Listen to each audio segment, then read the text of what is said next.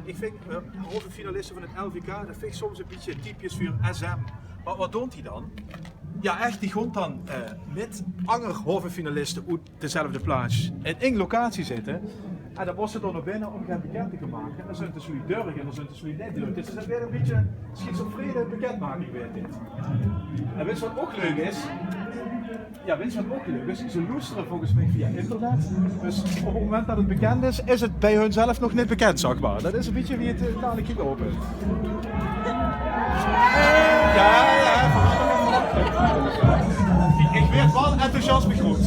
Verzund bij de residentie van de plaggenhouwers. Nou, daar ging in gans Limburg gewoon belkens rinkelen. Want dan mensen dat ze een grote volksfeest toch. Nou, de halve jongen van Berkeland, dat is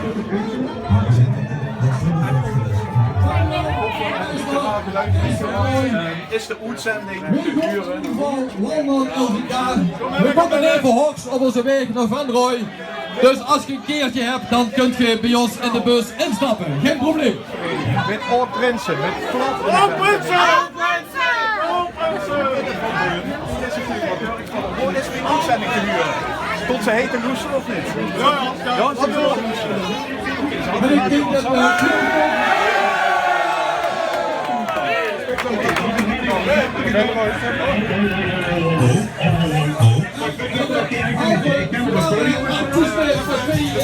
En we leggen natuurlijk geen uit tot de finale. Henk, dat is nog voor dan dik, want weer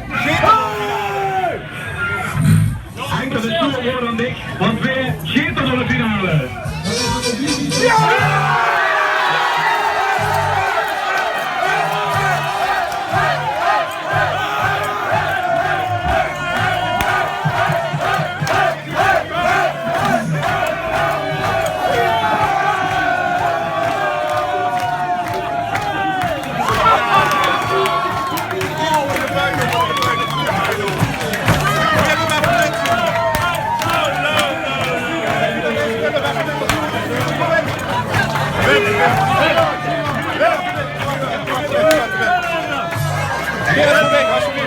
Kom even achter de gaan, ik kan u geen huren.